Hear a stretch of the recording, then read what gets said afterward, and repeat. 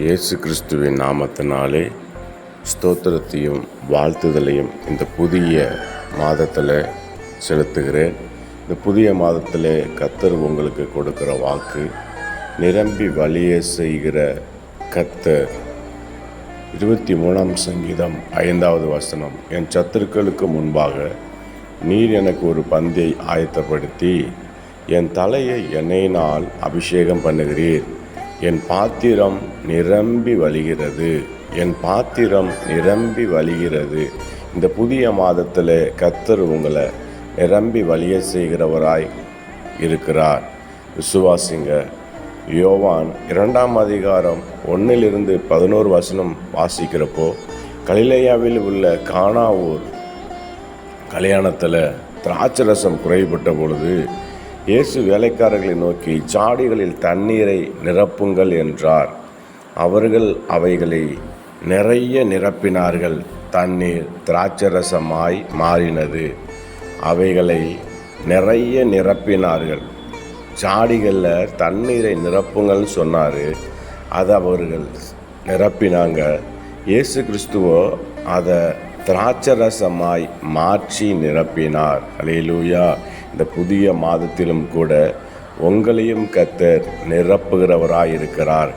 இது இல்லையே, அது இல்லையே, இது குறைவாக இருக்குதுன்னு நினைக்கிறீங்களா? அந்த குறைவில் இருந்து கர்த்தர் இந்த புதிய மாதத்தில் உங்களுக்கு ஒரு நிரம்பி வழிய செய்கிற ஆசீர்வாதத்தை கர்த்தர் கொடுக்க போகிறார். ஆமேன். யோவான் 6ஆம் அதிகாரம் 11வது வசனத்தில் பார்க்குறப்போ, இயேசு அப்பங்களை எடுத்து ஸ்தோத்திரம் பண்ணி சீசர்களிடத்தில் கொடுத்தார். அப்படியே மீனையும் அவர் எடுத்து அவர்களுக்கு வேண்டிய மட்டும் கொடுத்தார். அப்போது குறைவுகள் நிறைவாய் மாற ஆரம்பினது.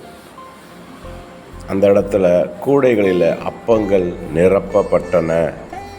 அதிலே 12-13 பார்க்குறப்போ, அவர்கள் சேர்த்து 12 கூடைகளை நிரப்பினார்கள். மீதம் இருந்ததை 12 கூடைகளை அந்த அப்பத்தையும் மீனையும் எடுத்து நிரப்பினார்கள்னு சொல்லப்பட்டிருக்கிறது.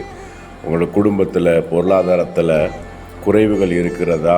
பொருளாதாரத்தில் குறைவுகள் இருக்கிறதா? என்னதான் சேமித்தாலும் ஒன்றும் முடியலன்னு நினைக்கிறீங்களா? ஏசப்பாட்ட கேளுங்க. நீங்கள் என்னை நிரம்பி வழிய செய்கிற கர்த்தர்.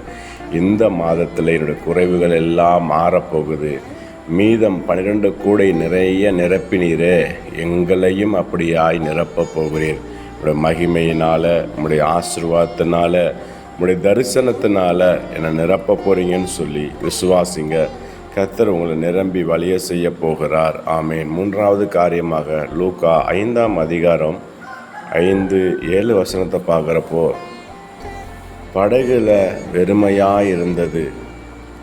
படகுகள் அமிழத்தக்கதாக கர்த்தர் நிரப்பினார் என்று சொல்லி வேதம் சொல்லுகிறது.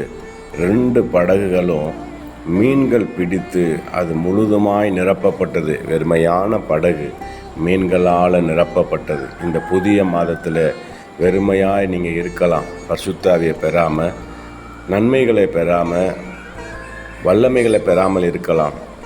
இந்த புதிய மாதத்தில் இந்த வாக்குத்தத்தங்களை பெற்றுக்கொண்டு நீங்கள் என்னை நிரப்புகிறவராக இருக்கிறீன்னு சொல்லுங்கள். கர்த்தர் உங்களை நிரம்பி வழிய செய்கிற அதிசயத்துக்கு நேராய், அற்புதத்துக்கு நேராய் இந்த புதிய மாதத்தில் நடத்த போகிறார். விசுவாசிங்க.